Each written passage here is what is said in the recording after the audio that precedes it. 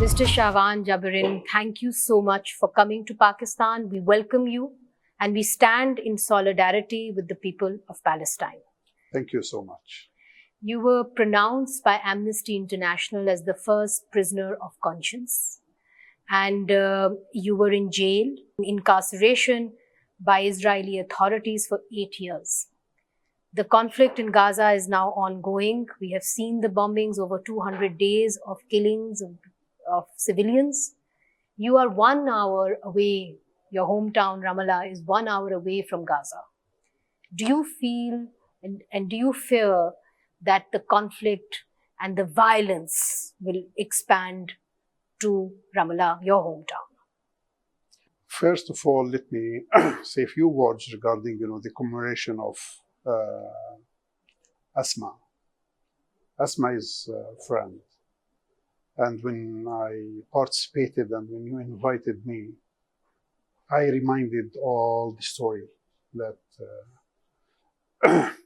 was with her in different places and in different occasions. And we used to exchange ideas.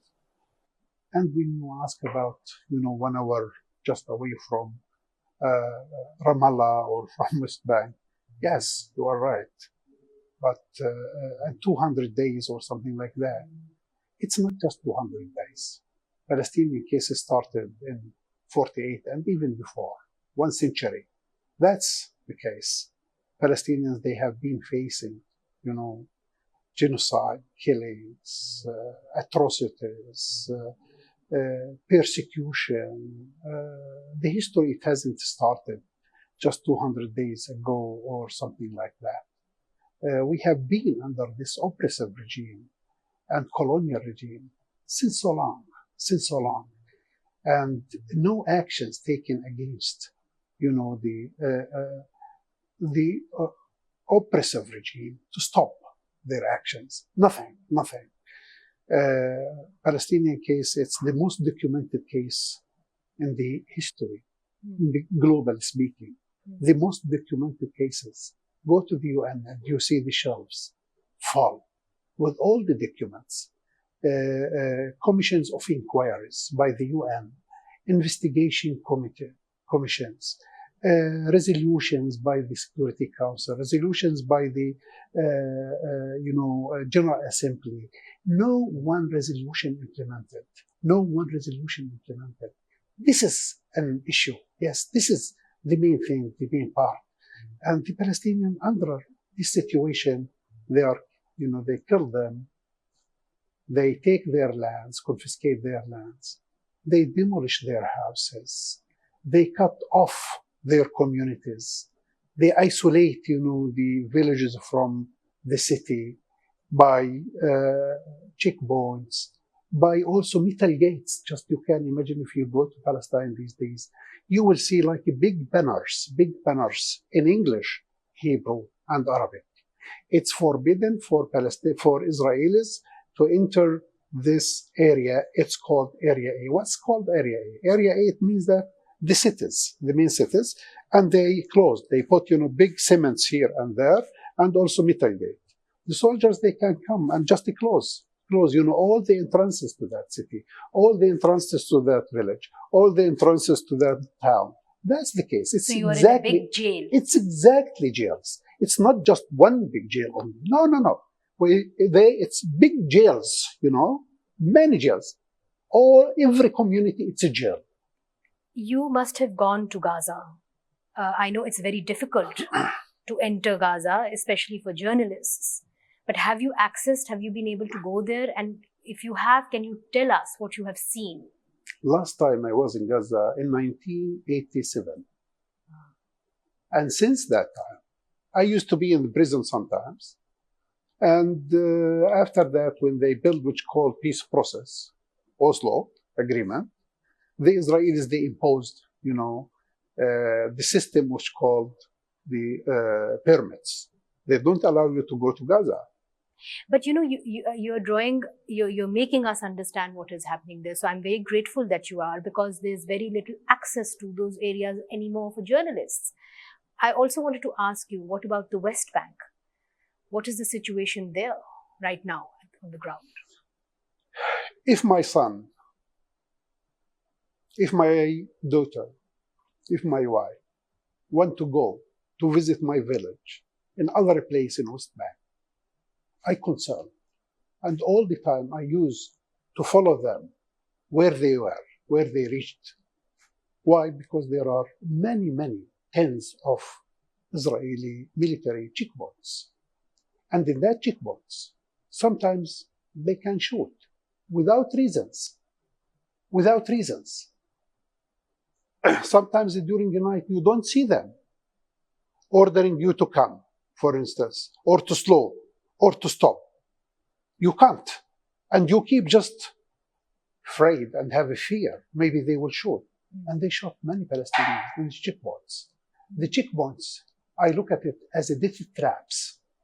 Death traps in Palestine. They shoot Palestinians.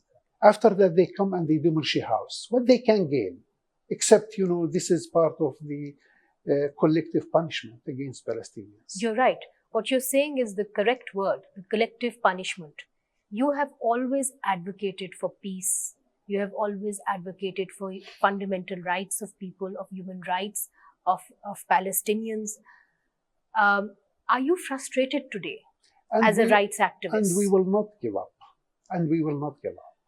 Because when we fight for that, we fight also for even the new generation, our children, our grandchildren. That's the case. Okay, everything failed, and I can approve to you, and I can say it to you in a very clear way. The international official system regarding the human rights failed 100%. The protection system failed 100%. Why do you think that? I think that what's going on now in Palestine, it's unprecedented. Absolutely. It's unprecedented. Absolutely. More than 120,000 Palestinians. They were Palestinian civilians. They were injured and killed. 14,000 of them, they are, out of 36,000, they are children. They are children, babies, and also 10,000, also women, 10,000 women. 6,500 of them, they are mothers.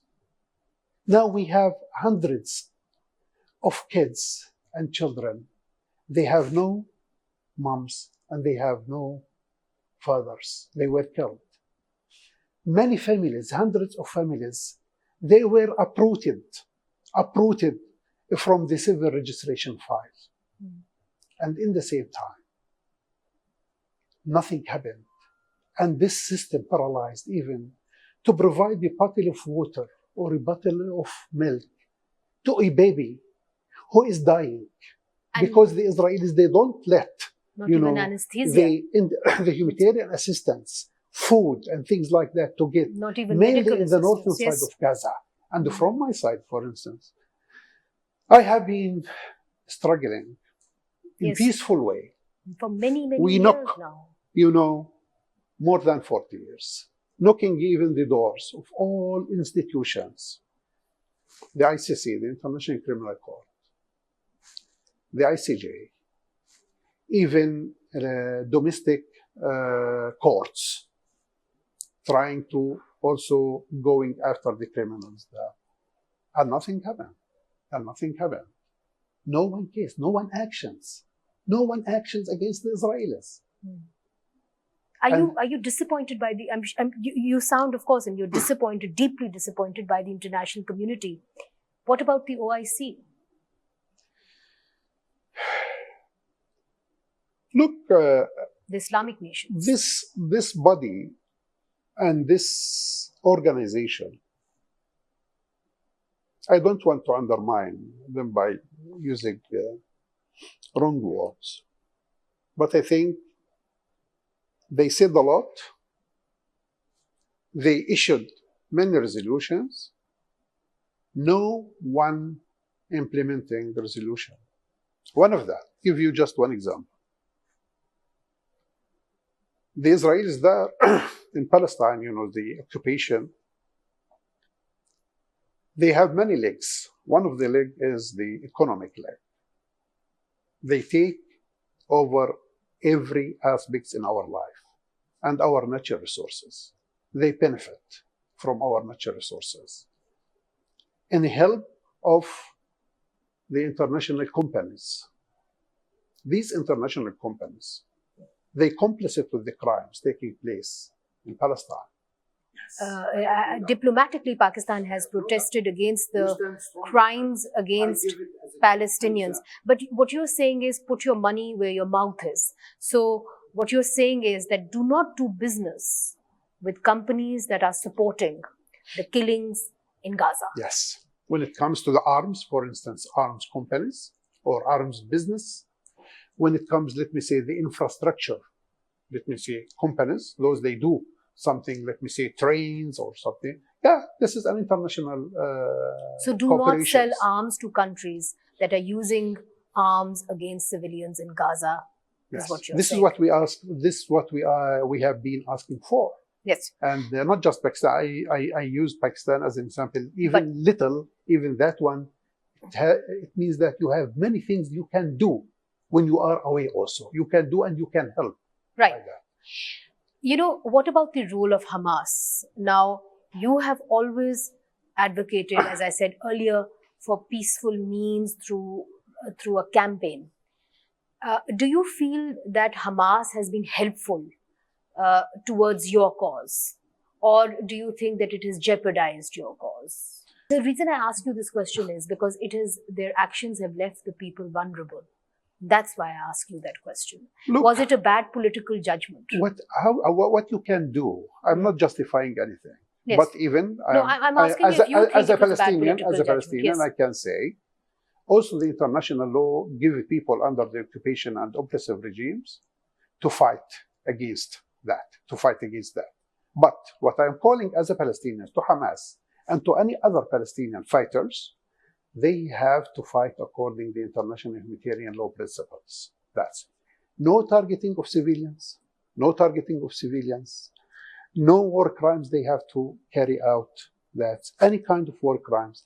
And if they carry things like that, they have to be brought before court and they have to pay the price or they have to hold them accountable. Not the collective judgment that we are, collective punishment that we are seeing. Yes, no, it's not. Of children and women that we've seen in Palestine. And this is yes. also to the Israeli side. Yes. Israeli side. As an occupying power, what they act, the killing, let me say, the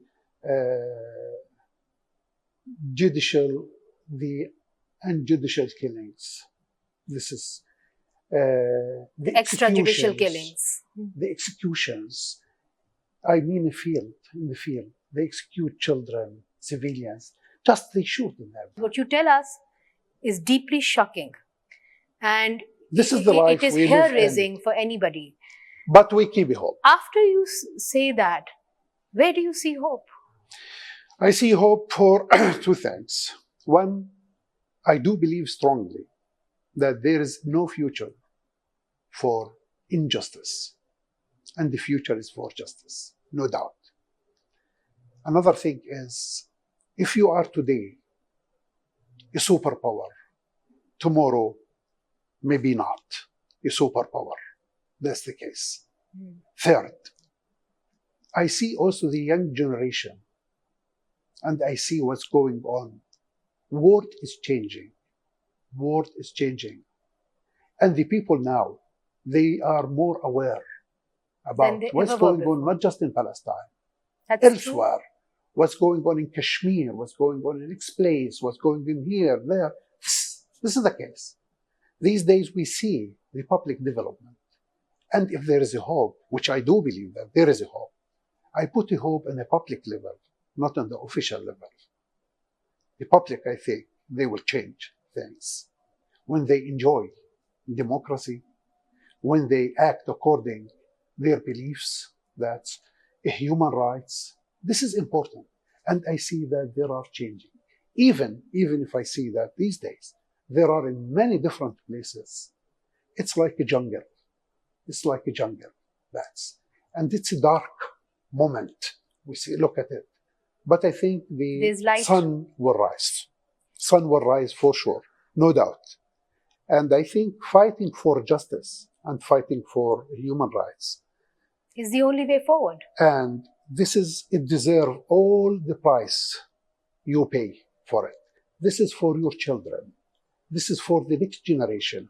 This is important. Well, thank you very much, Thank Mr. Shawan Jabarin. To our children, Thank you. to hope, Thank you. Thank to you. light. We keep hope.